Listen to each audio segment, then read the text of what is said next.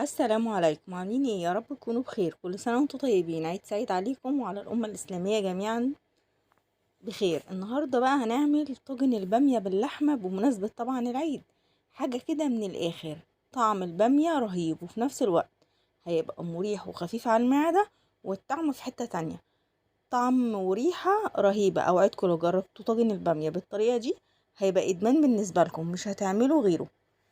ممكن بقى كده تغمسيه بالعيش او تاكليه بالرز، رهيب. تعالوا بقى بينا نبدأ الوصفة. بس ما ننسوش تعملي لايك للفيديو، وما تنسوش لو لسه ما اشتركتش في القناة تشتركي في القناة وتفعلي الجرس للكل، عشان اي وصفة انا بنزلها لكم يجيلكم منها اشعار. وما ننساش نسمي الله ونصلي على الرسول. اللهم صلي وسلم وبارك على سيدنا محمد وعلى اله وصحبه وسلم. جربيها بالطريقة دي واوعدكم ان شاء الله هتعجبكم. ولو عملتيها انزلي لي في الكومنتات تحت، اكتبي لي ان انت عملتيها وبتابعيني من انه بلد. يلا بينا بقى نبدأ الفيديو ونقول بسم الله.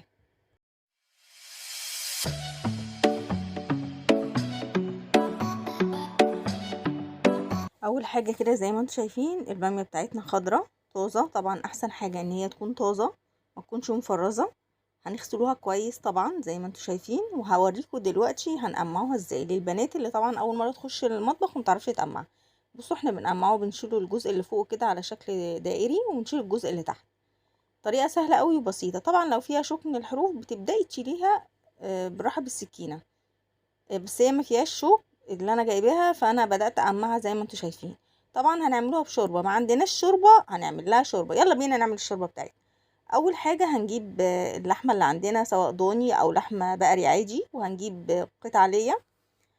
هجيب الحلة بتاعتنا، هحط فيها معلقة سمنة حلوة كده. وتكون طبعا الحلة بتاعتنا سخنة جدا، لان انا هشوح اول حاجة اللحمة. جربي كمان طريقة الشوربة، انك تشوحي اللحمة في الاول وهتاخدي طعم شوربة. هيعجبك قوي، طعم تحفة احسن ما نسلقوها كده. هنبدأ ننزل بقطع اللحمة بتاعتنا. بصوا انا بحط حتة حتة كده، ما بحطهمش فوق بعض عشان انا عايزة كل حاجة تبقى سخنة. وانزل بقطع ايه تاني؟ بقطع اللية. انا حطيت كده 3 قطع ليا كده. لو انت عايزة تستغني عنهم مفيش مشكلة، بس بتدي بصراحة طعم البامية وطعم الشوربة. بقول لكم في مكان تاني. عايزه تاخدي طعم شوربه حلو اعملي بنفس الخطوات اللي انا بقولك عليها، وهتشوفي النتيجه في الاخر. طبعا انا بسيبها على النار زي ما انتم شايفين كده. مجرد ما تغير لونها هبدا اقلبها. يعني بصوا لونها بتتغير ازاي. هبدا اشوح فيها كده. وانا بشوح فيها هحط لها ايه بهاراتنا. هحط لها معلقه فلفل اسود صغيره، ونص معلقه فلفل، ونص معلقه ملح. تمام، بس هي دي في الاول اول بهاراتنا لغايه ما تغير لونها. ولما تغير لونها هبدأ اقول لكم احنا هنحط ايه تاني. بصوا انا حطيت اهو معلقه فلفل اسود صغيره ونص معلقه ملح، وابدأ اشوح فيها على النار لغايه ما تغير لونها. وهحط ايه تاني؟ رشه جوز الطيب. رشه لا تذكر، لو انت مش عايزاها وعايزه تشيلي رشه جوز الطيب مفيش اي مشكله، مش هتأثر قوي.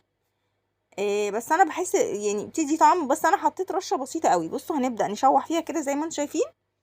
مجرد ما هتغير لونها، بصوا بدأت تغير لونها ازاي وتحمر، هبدأ بقى احط بهاراتنا. ايه هي بهاراتنا يا بنات اللي احنا هنحطوها؟ هنحط ورقتين او 3 غار، او اللي هو الورق اللوري، وواحدتين حبهان، وواحدتين مستكة، وفلفل اسود حصى. كل ده حصى يا بنات. هنضيف تاني بصلاية وطماطمايه، ونبدأ نشوح الكلام ده كله مع بعضه. كل ده بيدي طعم للشوربة، و... وريحتها بتبقى بجد خطيرة. تكه هقول لكم عليها. لما نيجي نحط الميه ما نحطش ميه ساقعه ولا ميه من حنفيه، لازم تكون ميه سخنه من الكاتل او انتي مسخناها. ليه يا بنات؟ عشان اللحمه ما تجرمس مننا، وعايزاها تستوي بسرعه حطي لها لحمه ميه سخنه. بصوا هنبدا نشيل بقى اي ريمه عليها فوق الوش كده، هنبدا نشيله.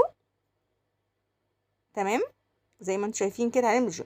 وتاني تكه ان احنا هنحطوها على نار هاديه ونغطي عليها ونسيبها بقى مع نفسها. كل ده بيدينا طعم وللشوربة حلو. يعني مش مجرد ان انت بقى تحطي تفضلي بقى تعلي عليها النار وتزودي في ميه، لا. هحط ايه تاني؟ حطيت معلقه فلفل اسود، ومش هحط ملح غير في الاخر خالص، عشان الملح لو حطيناه في الاول هتقعد معانا كتير قوي على النار. تمام، الملح خليه اخر حاجه. تاني خطوه احنا عملنا الشوربه بتاعتنا. تاني خطوه بقى هنبدا نعمل ايه؟ هنبدا نعمل الباميه بتاعتنا. هنجيب وok على النار كده او طاسه حلوه، هنبدا ننزل عليها معلقه سمنه، برضو ممكن سمنه بلدي طبعا بتدي طعم الاكل طبعا زي ما انتوا عارفين. في حته تانية ما عنديش سمنه عاديه مفيش مشكله. هنبدا ننزل بمعلقه سمنه حلوه كبيره، وهنبدا ننزل بالباميه اللي قمعناها بتاعتنا اللي انا وريتها لكم في اول الفيديو بنقمعوها ازاي. تمام. بصوا انا بوريكم الشوربه الاول، هوريكم عبال ما السمنه بتاعتنا تبدا تسخن هبدا اوريكم بقى. بصوا شكل الشوربه، بصوا اللحمه استوت ازاي. انا عايزه اسويها يا بنات على النار كده 3/4 سوا، لان انا هاخد من اللحمه دي هحطها في الباميه بتاعتنا، فهتكمل سواها فين؟ في الطاجن. ماشي. بصوا زي ما انتم شايفين، طبعا تقطعيها بالطريقه اللي انت عايزاها والقطعه اللي انت عايزاها. بصوا هي استوت كده 3/4 سوا. تمام. بصوا النار واطيه ازاي. كل ده بيسويها بسرعه، خلي طعم الشوربه حلو. بدأنا بقى السمنه بتاعتنا سخنت، هبدأ انزل بالباميه بتاعتنا، هديها تشويحه على النار. بتشوحي الباميه ليه يا هبه؟ بتدي طعم حلو وما بتتهرش مننا. هوريكي في الاخر ان الواحده بوحدتها مش مهريه. تمام. هبدأ اشوحها زي ما انتم شايفين، وهحط لها بقى اضافات. ايه هي الاضافات اللي هحطها لها؟ هتجيبي بصلايه كده حلوه، يعني اكبر من الوسط شويه، وهنبدأ نقطعها قطع مكعبات. لو انت عايزه تبشريها وبشورية، عايزه تقطعيها قطع اصغر من اللي انا مقطعاها برضو ايه مفيش مشكله. إيه هبدأ اقطعها كده زي ما انتم شايفين قطع. وهجيب ايه تاني؟ هجيب كزبره خضراء. بصوا يا بنات انا قطعت البصل كده هحطها على جنب، وابدا اجيب كزبره خضراء. ايه ده؟ كزبره خضراء هبه على الباميه؟ جربيها بالطريقه دي وشوفي الطعم، واحكمي غير لما ما تحكميش غير لما تجربي. هنبدا نفرمها كده صغير زي ما انتم شايفين كده. وهبدا بقى إيه الباميه بتاعتنا بعد ما اتشوحت كده وحسيتوا ان هي خدت لون. بصوا يا بنات زي ما انتم شايفين كده، هبدا اجيب بقى حله تاني على النار، وهحط فيها ايه يا بنات؟ احط معلقه سمنه برضو. ايه ده كل ده سمنه يا هبه؟ ايوه اصبري بس، جربي الطريقه وهتشوفي الطعم في الاخر. وابدا انزل بايه؟ بالبصله اللي انا فرمتها زي ما انتم شايفين كده يا بنات. البصله هنبدا نشوحها، انا مش عايزه اغير لون، يا دوب تدبل بسيط زي ما انتم شايفين كده. هبدا انزل بايه؟ هبدا انزل بالكزبره بتاعتنا اللي احنا فرمناها صغير، هديها برضو تشويحه. وابدا انزل بايه تاني يا بنات؟ ابدا انزل بالباميه بتاعتنا. قبل ما ننزل بالباميه هحط معلقه توم حلوه كبيره كده، طبعا احنا ايه فرمينها ناعم. بصوا تشويحه، مجرد ما هشم ريحه التوم بتاعنا ابدا انزل بالباميه بتاعتنا او اللحمه. قبل الباميه هحط اللحمه.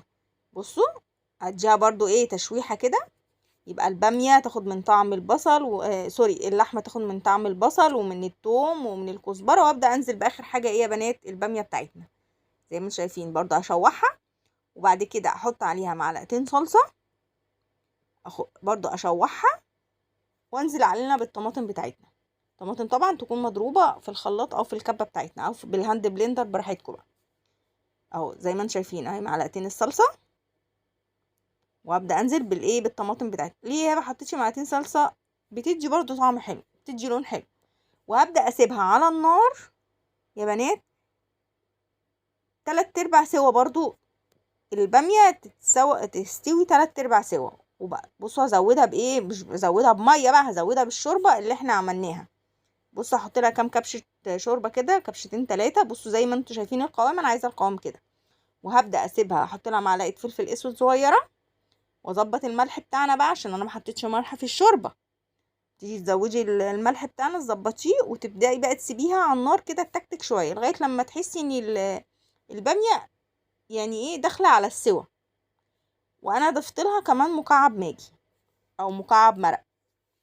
لو انا ما عنديش مكعب المرق مش عايزاه ما تحطيهوش. ظبطي بقى الملح بتاعك. بصوا هسيبها بقى على النار تتكتك كده مع نفسها زي ما انتم شايفين كده. بدات الباميه بتاعتنا تخش في السوا. هبدا اطفي عليها وابدا انقلها في الطاجن بتاعنا، وادخلها الفرن اقل من ربع ساعه بنات. مجرد بس ما بقيت الباميه تستوي، لان احنا قلت لكم ايه في الاول؟ قلت لكم الباميه احنا كده ايه 3/4 سوا. وطبعا اللحمه اكيد استوت واتظبطت وبقت إيه ناعمه كده ومستويه على الاخر زبده زي ما بيقولوا. هبدا احطها في الفرن. احط لها بقى قرنين فلفل زي ما انتم شايفين ما انا هوريكم دلوقتي، وابدا احطها في الفرن بتاعنا تاخد وش برضو، ممكن تولع لها الشوايه وممكن لا. تاكليها بقى بالعيش، تعملي جنبيها رز ابيض، رز حبه وحبه. بصوا زي ما انتم شايفين، بصوا زي ما هي ما اتبهدلتش البتاع، ما اتهرتش. بصوا المكسوره ازاي، زي ما انتم شايفين. بص الباميه بوحدتها، بصوا اللحمه مستويه ازاي، بصوا طريه ازاي، ناعمه ازاي. بصوا استوت بسرعه ازاي يا بنات. ليه؟ عشان انا في الاول وطيت النار على اللحمه وسويتها كمان مع الباميه. يا رب تكونوا عجبتكم، وكل سنه وانتم طيبين. اشوفكم في فيديو تاني ووصفات تانية باذن الله تعجبكم احسن واحسن. باي باي يا بنات، مع السلامه.